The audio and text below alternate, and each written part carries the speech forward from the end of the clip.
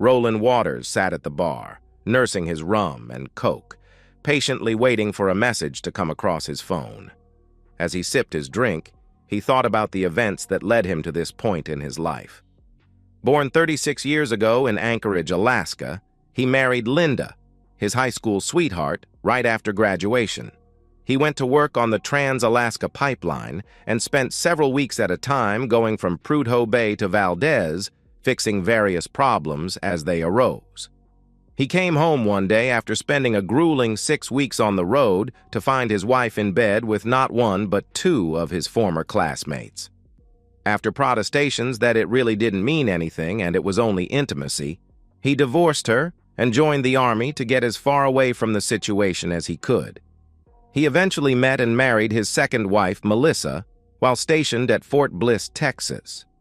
He thought he had hit the jackpot, but learned just the opposite after returning from a 12-month deployment to Iraq. He found her having intimacy with another soldier on the base and divorced her.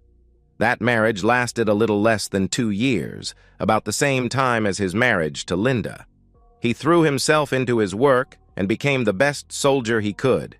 He had one job: kill the enemy, and he became damn good at it.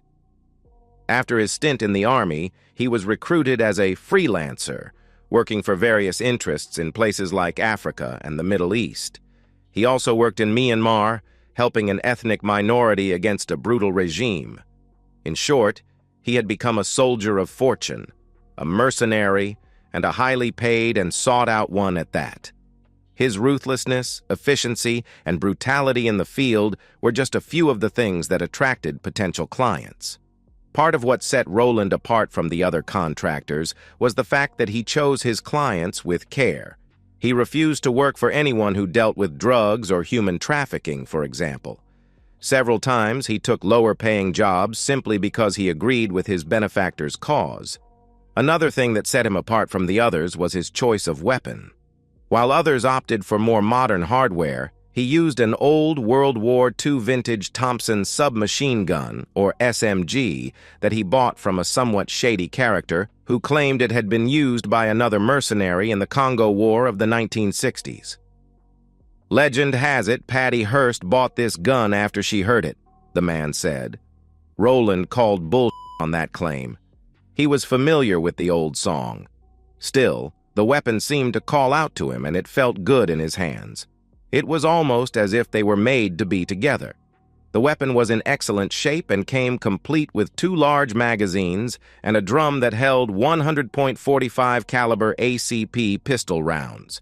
It only had an effective firing range of about 150 meters, but the trench broom, as it had been called, was deadly, and it suited him just fine. He especially liked that it was designed to be fired from the hip. It cost him a pretty penny, to be sure, but it was deadly at close range and very reliable. After a decade of working as a mercenary, he tired of the constant fighting and came back home, hoping to put his past behind him and start a family. He became a freelance consultant for a private security company and settled down. He met his current wife, Susan, at a social event where he had been hired to organize security. Susan was an attorney for the firm of Freeman and Douglas. He literally bumped into her at the event as she was making her way to the bar. He caught her as she stumbled, preventing her from falling to the hard floor. He thought nothing of it at the time, but Susan was instantly taken with the tall, quiet, and well-built man with the ragged scar across his face. They spent a lot of time talking that night and began dating. He was very careful not to reveal too much of his background, only telling her that he worked overseas as a contractor after his 4-year stint in the Army. He became very creative when she asked about the scars that dotted his body. And he certainly never told her about his secret overseas accounts. He had already been burned twice and wasn't about to go through that again. They fell in love and married a year after they first met. And Roland thought he had finally found his one true soulmate. At first, things were great between the two. They enjoyed each other's bodies several times a week, and they got along well. Sure, they had their disagreements, like every married couple does, but they worked through them. They were even talking about having children and bought a 2-story, 3-bedroom house in a nice suburban neighborhood. Then, things started going off the rails. Susan began spending more time at the office working on various cases and going out for drinks with the girls and other co-workers. This raised a few red flags, but then came the summer party her firm put on. He went with Susan as he always did, but he knew there would be problems the instant he walked in. Susan introduced him to her co-workers as she always did, but then she introduced him to the newest attorney in the firm, Michael Van Owen. For a moment, Roland experienced a bout of déjà vu. He hoped this wasn't the same Van Owen he knew from Africa. But as he looked at the tall man with the chiseled face, his hopes were dashed. It was the same man, a man who once recruited him and fought with him, but became a turncoat after being offered more money, allegedly from a federal agency. Granted, that was several years ago, but Roland was not a man known for being very forgiving, and he never forgot a face. Roland came face to face with the man who once tried to kill him. Van Owen extended his hand, a smirk on his face, but Roland simply walked away. Susan ran after him, calling to him. "Roland, sweetie, what's wrong? Why were you so rude to Mike?" Roland couldn't tell Susan the whole story without revealing his true past. "I don't trust that man. Something about him bothers me. I'm sorry. I really can't explain." "Well, you're just going to have to get over it. Mike and I are working on several projects now, and we'll be spending a lot of time together. Now get it together and come join us at the table." "You're working with him?" Roland asked. Susan nodded her head. "Yes, we are. Come on, we need to get back to the party." Susan grabbed his hand and led him back to their table. He held her back for a moment. "I'm letting you know, Susan. You need to be careful of him," he said. "Don't worry, I'll be careful. Now come on, you're embarrassing me." He let her lead him back to the table where they sat down. Van Owen sat across from them, eyeing Roland carefully. Maybe, Roland thought, he was worried that he might get outed. Susan went to another table to speak with some of her colleagues. Van Owen leaned over the table and looked Roland in the eye. "I hope you understand that what happened in Africa wasn't personal. It was just business. But now that I know Susan is your wife, it just became personal. Know this, I intend to do everything I can to take her from you. I should have hunted you down like the dog you are and killed you back in Africa," Roland said. "And I'm warning you, if you have intimacy with my wife, I will kill you." Van Owen laughed. "You're such a clueless romantic, Roland. You always were. I've already tasted your wife, and I intend to have her brains out right in front of you before it's over. Then I'll finish the contract on you. I'll bet she doesn't know about your past, does she? Who knows? Maybe I'll fill her in, but I'll call a truce for tonight, for old time's sake. I'm warning you, Van Owen, this won't end well for you. Let it go. Leave Susan out of it." Van Owen smiled, but it wasn't a friendly smile. Susan came back to their table and looked at the two men. "I see you two are getting to know each other," she said. "Yes, we know exactly where we stand, don't we, Roland?" Van Owen asked.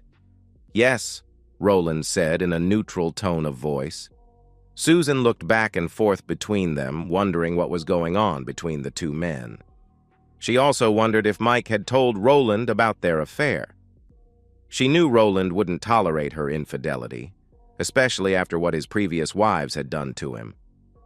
She sat down next to her husband, and the three of them ate their meals, Roland and Van Owen watching each other carefully the whole time.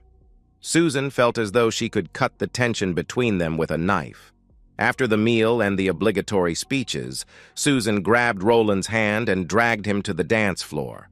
Roland held her tight, feeling her body close to his. Normally, he relished her closeness, but not this time. As they danced, he kept a close eye on Van Owen, who was also watching them. "What's going on, Roland? You feel tense, like a coiled snake. Talk to me." "How well do you know Van Owen?" he asked. "We've been working together on some projects. Why?" "You didn't answer my question. How well do you know him?" "What do you mean?" she asked. You know what I mean. Have you slept with him? She looked at him, shocked. Of course not. How could you ask such a thing? Let me rephrase that. Have you had intimacy with him? Her body flinched slightly after he asked, giving him his answer. I see. How long has it been going on? Roland, it doesn't mean anything, she replied. It means everything to me, Susan. You know what I've been through, and you know how I feel about infidelity. I won't stand for it. Tell me, dear wife, what do you know about your lover? Not much, she said. Roland noticed that she didn't deny the affair. He came to work for us about 6 months ago. He supposedly did contract work for a federal agency. Why? He's dangerous, and if you want to have any kind of a future with me, you'd better end it with him ASAP. She looked at him, wondering what was going through his mind. Is that a threat? She asked. I don't make threats. It's a warning, and you'd better take heed. Otherwise, it won't end well. What do you mean? She asked. Just trust me. It won't end well. For you, for him, and for us. You're scaring me, Roland, she said. You'd better be scared, he said. What aren't you telling me, Roland? What's going on? Really? She asked. I can't tell you. You'll just have to trust me. How long has it been going on between you two? Not long, she said, a tear falling down her face. Maybe a couple months. A couple months, I see. Are you in love with him? No, I only love you, she replied. You sure have a funny way of showing it, he said. I'm sorry. I never meant to hurt you. It was just one of those things. I felt attracted to him and it just happened. Bull, Roland said calmly, causing her to flinch. You could have said no, but you didn't. Please believe me, I really do love you and I don't want to lose you. All right, then you won't have any problem ending it. Why don't you tell him to leave you alone right here and now in front of me? Okay, if that's what I have to do. It is. Let's go break it to him right now. If that's what you want, she said nervously. They walked off the dance floor and headed back to their table. Van Owen was standing, watching them approach. My wife has something she'd like to tell you, Van Owen, Roland said. Mike looked at Susan, who appeared scared. Mike, he knows. We can't see each other anymore. I'm a married woman and I want to stay that way. Van Owen nodded his head. I see, he said, looking at Roland. Well, I guess the better man won, again, he added, extending his hand. No hard feelings? Roland looked at Mike's extended hand, a frown on his face. Refusing to shake Mike's hand, he steered Susan away and led her to the exit. Are we leaving already? She asked. Yes, he said. When they got to their car, Roland surprised Susan again by inspecting the vehicle before getting inside. He even opened the trunk and the hood, looking for wires or anything else out of place. Satisfied that the car wasn't booby-trapped, he seated Susan and got inside. What was all that about? Susan asked. You can never be too careful. They rode home in silence. Roland was fuming and Susan was scared, not knowing what her husband was going to do. She hoped that her performance at the party convinced him enough to let her affair go, but she still had concerns. Looking at her husband, she suddenly didn't recognize him. It was like looking directly into the face of death itself. Are we okay? She asked, scared of what he might say. That's up to you. So long as you stay away from Van Owen, yes. In fact, I think you should resign and find another place to work. I can't do that. I'm working on some very sensitive projects right now, and if I'm successful, I might be made a partner in the firm. Roland looked at her. So you're telling me your job is more important than our marriage? No, it's just that I'm at a crucial point in my career and I can't afford to screw it up right now. You've already screwed up our marriage. My gut tells me I should kick your back to the curb, and I still might. If I find out that you're still screwing Van Owen, it's over. Understand? She nodded her head. I understand, but you need to tell me what's going on between you two. I already told you I can't reveal that. Let's just say we've dealt with each other before and leave it at that, okay? Susan nodded her head, but decided to confront Mike. Roland decided at that moment he would try to patch things up with Susan, but it would be a trust but verify situation. The first chance he got, he contacted an old friend who specialized in surveillance work. Bill Matthews had gotten in trouble with the law as a child, but those who knew him simply said he was an excitable boy. Bill wasn't quite as proficient with firearms as the others on his team, but he was the best reconnaissance and surveillance man Roland had ever met. He was also a good planner and could assess a situation within seconds. Roland often said he trusted Bill's guesses more than other people's so-called facts. "What? Van Owen's alive? Are you sure about that?" "Oh, yeah. And he's been screwing my wife. That son of a blip. What do you need from me? Whatever it is, I'll do it. Right now, I need surveillance, audio, video, the works. How much will you charge me for that?" "Hey, I owe you my life several times over. Consider it a favor." "Thanks, I appreciate that, but at least let me cover your expenses." "Buy me a beer when it's over, okay?" Bill replied. "Consider it done, my friend." "So what do you intend to do with them if they're still, involved?" Bill asked. "We'll cross that bridge when we come to it." It didn't take very long for Roland to get the evidence he needed. A week after speaking with Bill, he held a large manila envelope that contained pictures and a USB drive with several high-definition videos. That Friday, he sat at his kitchen table with the envelope, waiting for his wife to come home. His .45 caliber pistol also sat on the table. It was 6:30 p.m. when she opened the door and walked inside. She went into the kitchen and saw her husband sitting at the table with an envelope and a pistol in front of him. She instinctively knew that she had been caught.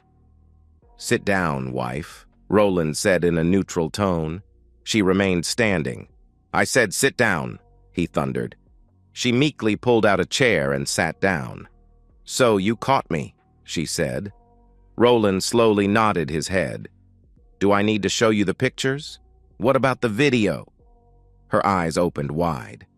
"You have video?" she asked. "Yes, in high definition. I must say, you should have become a porn star. You know what was worse than seeing you actually intimating with that piece of blip?" "No, Roland, I don't," she said quietly.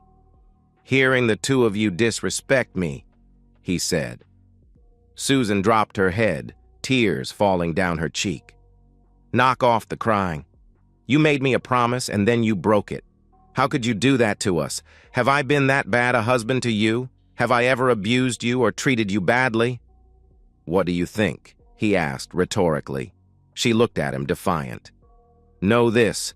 That would be the biggest mistake you could ever make. I know all about you now. What was it they called you? Oh yes, Roland the Heartless Thompson Gunner. How many men have you killed in your career as a mercenary? You know all that will come out in the divorce. I also know that you're wanted in several countries." Roland chuckled. If the stupid blip knew that, he thought, she would also have known how he tended to destroy his enemies. She had no idea what she was messing with. First of all, that old name was from some song back in the 70s. It was Headless, not Heartless. As you can see, my head is still very much attached to my body and I hail from Alaska, not Norway. Second, I've done nothing illegal. At least not in the U.S., and the governments in those other countries have changed since I was last there, and we don't have any extradition treaties with them. Well, the IRS might be very interested in your offshore accounts. You know, the ones where all your money is hiding. I'm talking about the money you haven't paid any taxes on," she answered. Roland smiled again. "If you had taken the time to look, you would have known that those old accounts were set up by your lover a long time ago, and they're empty right now, have been for years." Her face went white as he continued.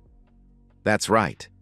Your lover is the one who first recruited me into the business." "Oh, he didn't tell you that, did he?" "I'll bet he also didn't tell you that he was right there with me, knee-deep in all the blood and gore for years. And I'll bet he never told you about the contract he was given to kill me." "What? That can't be true." Oh, but it is, dear wife. He came very close to killing me too. I stopped him, though, and almost killed him, but he escaped. I never saw or heard from him again until the party. Imagine my surprise to see him there. I don't believe you, she said. Didn't you see the scar on his inner thigh? I gave him that scar when I shot him. I was aiming for his balls, but he zigged when I thought he was going to zag. It was just a flesh wound, but I'll bet it had to hurt. By the way, did he tell you that he intends to kill me as well? No, it can't be true, she replied. Oh, but it is true, dear wife. And I know that he told you because I have it all on video. I also have your response. Would you like to see it? So what are you going to do? You still planning to go with him on your little cruise? You know which one I'm talking about, the cruise you two plan to take this weekend, while telling me you have a meeting with clients out of town. So you know about that? She asked. As a matter of fact, I do. I've known for a while. I even took the liberty of packing your suitcase. How did you know? She asked. It doesn't matter. What matters is that I do know. He didn't tell her that Bill would be on the cruise, keeping him informed of their activities. Mike's coming here to pick me up this evening, she said. Roland shook his head. I don't think so. In fact, if that man shows up here, I'll kill both of you where you stand and make it look like self-defense. You'd better call him right now and make other arrangements. You wouldn't dare, she hissed. Roland picked up the pistol. You really want to try me? I didn't think so. Call your lover. Now. He cocked his pistol to drive home the point. Susan pulled out her phone and dialed. Put it on speakerphone, Roland commanded. She obeyed, and soon they both heard Mike pick up the phone. Hey, baby, you ready for me to come pick you up? No, sweetie. I'll come to your place and we can go from there. Aw, come on. We planned it this way. No, sweetie, Roland roared. She's coming to you and I never want to see either of you again. If you step foot in my house, so help me God, I'll blow your brains out. He means it, Susan said nervously. Yeah, I do, Roland said. Okay, calm down. I'll stay here. Promise me you won't hurt her, Mike. I won't hurt her so long as she leaves right now, and neither one of you cross my path ever again, Roland said. He looked at his soon-to-be ex-wife. Call me as soon as you get there and call me as soon as you get to the airport. I'll know where you are the whole time. He turned back to the phone. And if you double-cross me again, Van Owen, I promise I won't miss. Got it? I got it, Roland, he said. Roland grabbed the phone from Susan and ended the call. He handed her the phone and motioned toward the door. Get out, he told Susan. Susan took a step in his direction while reaching for his face. Roland backed up. Stay away from me, he said. She recoiled from his words and his tone of voice. You've lost the right to touch me or kiss me. Just grab your blip and get the blip out. She headed for her luggage and looked back at her husband. I'm sorry, Roland, she said. Yeah, you are. By the way, you should know that once Van Owen is finished with you, he'll double-cross you the way he did me. And believe me, he'll have no problem killing you. I'm not saying he will. I'm just letting you know who you're dealing with. Just know that I won't be there to pick up the pieces when he dumps you. Don't you love me anymore? She cried. He shook his head. No, I did once. I even gave you a second chance, something I almost never do. But then you decided to betray me. I don't associate with traitors, and that's what you are. Now go. She nodded her head and slowly walked out the door. A half-hour later, she called to let him know she was at Van Owen's condo. Another half-hour later, she called to say they were at the airport. Goodbye, wife. Enjoy what's left of your worthless life. What does that mean? She asked. You know the old saying about laying down with dogs? Just remember what I said. He ended the call and dialed Bill's number. They're at the airport, he said when Bill answered. Got 'em. I'll be in touch. Over the next day or so, Roland got regular updates about Van Owen and his wife. It seemed they were having a grand old time on the cruise. On the second day of their cruise, Roland went to a local bar and half-heartedly watched a game on the large television as he nursed his drink. A few people, including the bartender, tried to engage him in conversation, but quickly left him alone after he made it clear he had no desire for company. After an hour or so, his phone buzzed. He looked and saw it was a call from Bill. He answered and spoke to his friend. "What's up?" he asked. "Boss, your wife is in danger," Bill said. "What's going on?" he asked. "Just as you predicted. I overheard Van Owen talking with some guerrillas. He's taking her to an island now and I'm following in another boat. He intends to hand her over to them as a sex slave." "Do you know where they're going?" Roland asked. "Boss, there are only 700 islands in the Bahamas. But Van Owen let the cat out of the bag when he was talking to the guerrillas." "When is this handoff supposed to take place?" Roland asked. "From what I heard, in about 12 hours. There's just enough time for you to get here if you want to extract her." Roland hated what his wife did, but he couldn't live with himself if he let her get put into that situation, or worse yet, dead. There was no other choice. Van Owen had to die, and he would deal with Susan's betrayal later. "Text me the coordinates and line up transportation," Roland said. "Already done, boss. Details are on the way to you now." Roland smiled. That was one of the things he appreciated about Bill. Not only was he loyal, he knew how to plan ahead. "Thanks, Bill. I'll see you soon." "I'll be here," Bill said, ending the call. Roland put his phone away, paid his tab, and headed home. Once there, he went to the attic, where he kept his gear. He unlocked the large chest and opened it. There it was, his Thompson gun, covered and oiled, waiting for his touch. He picked it up and inspected it. Everything was still clean, oiled, and in good order. He grabbed a loaded drum and a large magazine. He figured 130 rounds should do the trick. If not, he was sure there would be other weapons lying around if it got to that point. He grabbed the rest of his gear and dressed for work. Once done, he headed out to a small landing strip where he knew a small Lear jet was waiting for him. He spoke with the pilot for a minute and gave him the coordinates Bill texted him along with an envelope of cash. A few minutes later, the plane was airborne. Roland examined the map Bill sent him and got a lay of the land. Although mostly uninhabited, the small island had a landing strip that was mostly used by smugglers and guerrillas. He studied the map carefully and had a good idea of what he would do. He went into the lavatory, finished applying his camouflage paint, and donned his fighting gear. He looked at himself in the mirror before he left and mentally prepared himself for the bloody work ahead. He double-checked himself and his gear and left the lavatory. Sometime later, he looked out at the darkness and could make out the island below him. Looking carefully, he could see what appeared to be a campfire. The jet began its approach and landed on the dirt strip. After the plane slowed to a stop, he opened the door. The pilot came into the cabin and looked at his passenger. Roland looked back at him. "Wait for my signal," he told the pilot, who acknowledged him with a nod of his head. Roland stepped off the plane to find Bill running up to him. "This way," Bill said, turning back the way he came. "Can't miss it. Van Owen has a nice fire going." "Saw that," Roland said quietly. "Stupid f***. I could see it 20 miles out."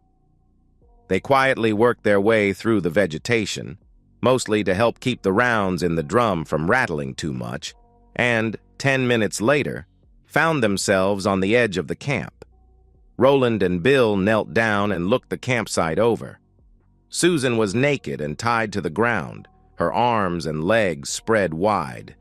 In addition to Van Owen, Roland spotted 3 guerrillas. Susan was crying and begging to be let go. "Please, Mike, don't do this. Don't I mean anything to you?" He laughed. "Yeah, you mean about $250,000 to me right now. Once the boss makes it here, we'll make the exchange. You for the other half of my bounty, and you'll be off to live your new life. And there's nothing your stupid, wimpy husband can do about it." The 3 guerrillas laughed in response. One of them stood over Susan and started unzipping his trousers. "Put that away, El Capitan wants her fresh." You know that." The gorilla zipped his pants back up, unhappy. Roland looked at Bill, who was holding his .45 caliber pistol, then consulted his watch. It was time to move. He gave Bill a hand signal, and the two moved out quietly. They approached the camp as Van Owen and the gorillas gathered around the fire. Roland motioned for Bill to stay behind him and take cover. Bill obeyed without question as Roland slowly moved into the camp. The four men heard Roland as he placed the weapon in automatic firing mode, which required two switches to be turned, one to take it off safe and another to place it in full auto mode. Without saying a word, he pulled the charging handle back, and before the gorillas could react, he unleashed several short bursts of automatic fire from the hip, sending the gorillas flying back. A couple of the gorillas managed to get some rounds off, but they missed Roland by a long shot. After the gorillas were dispatched, Roland placed the gun in his shoulder and took careful aim. Before Van Owen could react, Roland sent a 3-round burst at his head, effectively blowing it off. The whole incident took just a few seconds. Roland looked around to make sure everything was secure. That's when he noticed Susan. One of the shots fired by the gorillas managed to hit her in the side. Bill knelt over her as Roland watched.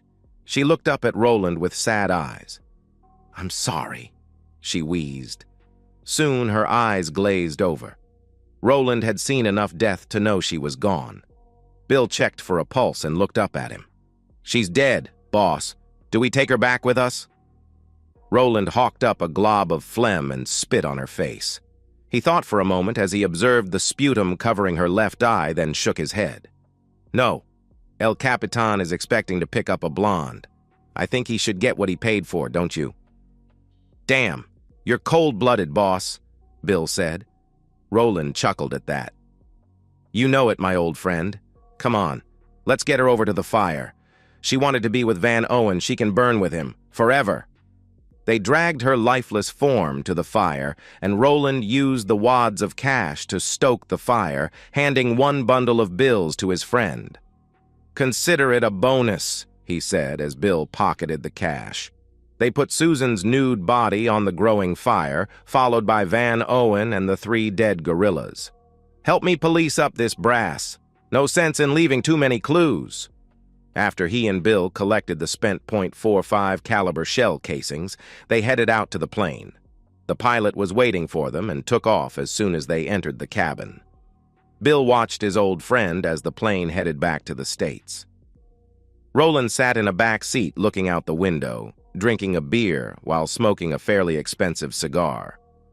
Bill had seen this many times before and knew better than to interrupt, at least until the first beer was finished. "Mind if I join you?" Bill asked when Roland opened his second beer. Roland handed him a beer and a cigar and motioned for him to sit. "We've been through some shit, haven't we?" Bill asked. Roland nodded his head as he looked out the window. "You know, I'm really sorry about all this." "I know, Bill. I warned her. God damn it all, I warned her this would happen. Stupid blip just wouldn't listen." "So what do we do now? You think about going back in the business?" "Nah, I'm getting too old for this shit. Too sentimental." "Sentimental? You? Sentimental? That'll be the day," Bill asked. "Yeah. You notice I didn't even cut anyone's head off?" "I noticed that," Bill said. Roland was known for decapitating his defeated enemies as a way of striking fear in the hearts of anyone who might oppose him. "I couldn't do it. Even after everything that cheating woman did, I just couldn't bring myself to do it." Bill nodded his head in understanding. "I understand, boss. I remember a time when I would have skinned her alive and played with her bones like Tinker Toys. Whatever you decide to do, you know I'll always have your back." Roland looked at him and raised his beer. Bill returned the gesture, touching his beer to Roland's. "I know, Bill. You always have had my back. You and I are the last of our team. You know that, right?" "Yeah, boss, I do," Bill replied. "Someone has to survive. Someone has to be around to tell the tale." "You're not going to do what I think you are you? Please don't do that," Bill asked. "No. Besides, you know old mercenaries like us never die." Yeah, they just go to hell to regroup. Roland laughed and took another drink from his beer. You got that right, he said. He didn't speak again for a couple minutes. We're going to have to put on a good act for the next few weeks, you know. Yeah, I know. Some people are going to want to know what the hell happened. But we don't know anything, do we? Roland asked. Not a goddamn thing. I'll make sure the pilot understands as well. Roland nodded his head. It's amazing how much silence money can buy, along with the threat of a bullet in the back of the head. After the plane landed, Roland gave the pilot another envelope of cash, and Bill stayed behind to ensure the pilot's continued silence. Roland drove home, cleaned up, and put his gear away, hoping he would never have to use it again. Exhausted, he finally fell asleep in the bed he once shared with Susan. Roland went about his business as normal, putting Susan behind him as much as possible. When the ship reported that she was not on board, he filed a missing persons report and put on a good act for the officers who eventually questioned him. They accepted his story and left, wishing him good luck. The firm she and Van Owen worked for also questioned him about their absence. He was able to put them off successfully and managed to get a few digs into them as well. Surely they knew about her fling with Van Owen, right? He waited patiently, and 1 year after Susan left for her cruise, he filed for divorce on the grounds of abandonment. 60 days later, the divorce was final, and Roland was a free man. Still stinging from her actions, however, Roland refused to consider another exclusive relationship with a woman.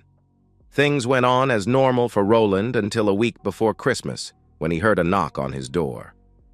He looked through the peephole and saw 2 men in dark suits and glasses. Feds, he thought. He opened the door, and one pulled out a set of credentials. Roland Waters? The man asked. Yes? Special Agent Smith, this is Agent Jones, FBI. Can we come in and talk for a moment? Sure, Roland said, letting the 2 men inside. They looked around the house as they came in. Please have a seat. May I get you something to drink? Thanks, but that won't be necessary, Smith said, taking a seat in Roland's favorite recliner. What can I do for you, gentlemen? Roland asked. Have you ever been to the Bahamas? Smith asked. Roland shook his head. No. Why? What about your wife? He asked. Ex-wife. She left me over a year ago with her lover, and I have no idea where they went. Would that be one Michael Van Owen? Smith asked. Yes, Roland said. We received a tip from Bahamian authorities who found their remains on one of their islands. They've been identified as being your ex-wife and Mr. Van Owen. Yes. You wouldn't know anything about that, would you, Mr. Waters? No. Nothing. Why? Just wrapping up some loose ends, that's all. We've had Van Owen on our radar for a while. Then he suddenly disappeared. It seems he was involved in human trafficking while pretending to be an upright citizen. From what we could tell, it looks like he may have had a disagreement with one of his business associates. Disagreement? What kind of disagreement? And what does Susan have to do with all this? Please, Mr. Waters, don't insult our intelligence. We know all about you. You're something of a legend in certain parts of the world with your Thompson gun, you know. Personally, I can't imagine why anyone would want to carry a noisy old relic like that, but I guess to each his own. You don't believe I had anything to do with what happened to Susan, do you? Roland asked. No, your ex-wife was shot with a 9mm, not a .45. There were 4 other bodies found, including Van Owen, and they all appear to have been shot with a .45. That's a fairly common round, though, and we're pretty certain it wasn't you. And why's that? Roland asked. All the brass was policed from the area, and none of the victims were decapitated. I see, Roland replied. We just wanted to make sure you hadn't decided to go back into business. You haven't, have you? No, not back into that business. Getting too old to be out trudging through some jungle somewhere? Good, because I'd sure hate it if I had to arrest you. Yeah, me too, Roland said. Smith and Jones stood up and shook Roland's hand. That's all we have for now. If you hear anything, give me a call," he added, giving Roland a card. "Thanks, I will," Roland said. Smith nodded his head. "Merry Christmas, Mr. Waters," he said as they left. He considered calling Bill, but his friend beat him to the punch. "Hey, boss, I wanted to give you a heads up." "I know. They just left here." "They spoke to me as well. I told them nothing. They said they were just wrapping things up." "Told me the same thing." "Hey, why don't we go have a beer?" Bill agreed, and the two men met that night at a local bar. Their beers had just been placed on the table when a song began playing on the jukebox. Roland was a warrior from the land of the midnight sun, with a Thompson gun for hire, fighting to be done. "Merry Christmas," Roland said as song he hated so much played on. "Merry Christmas, boss," Bill said, lifting his beer. Roland looked around the bar, wondering if he could see who played the song. In one corner sat two men in dark suits. One of them smiled a crooked smile as he raised a beer in his direction. Agent Smith. Roland smiled back as he raised a middle finger with one hand while lifting his beer in the other. Smith laughed and drank his beer. When Smith and Jones finished their beer, they came to Roland's table.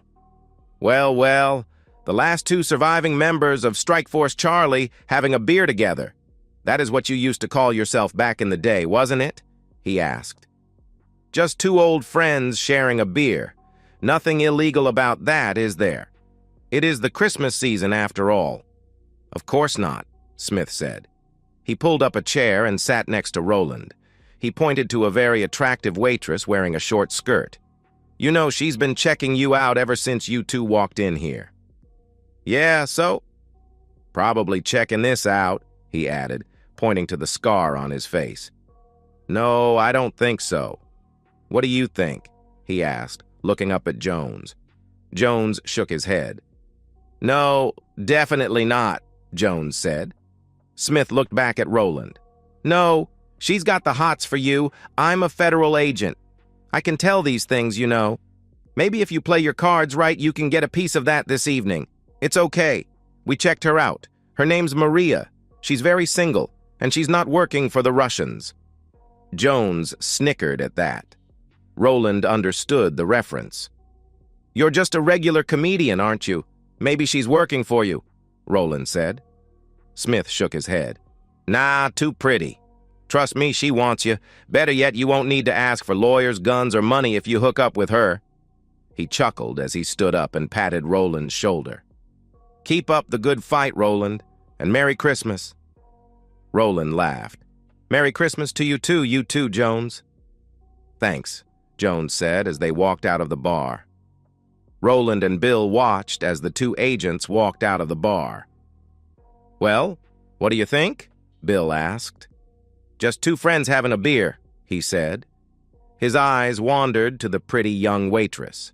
As he watched, she looked at him several times with a smile on her face. "To answer your question, though, I think I just might introduce myself to Maria." Bill laughed as he finished his beer. "You dog, I'm going home while I can still walk. You have a good evening." "I will. Talk to you later." Bill headed out of the bar, and Roland turned his gaze back to Maria. "Merry Christmas to me," he said to no one in particular, as he motioned for her to come to his table. Yes, he decided, it would be a Merry Christmas with her in his bed.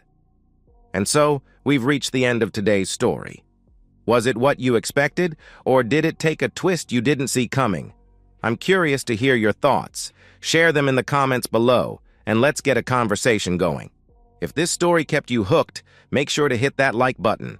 And if you're new here or just haven't subscribed yet, now's the perfect time to join our community.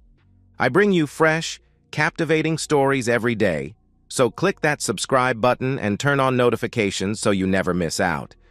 Thanks for watching, and I'll see you in the next one.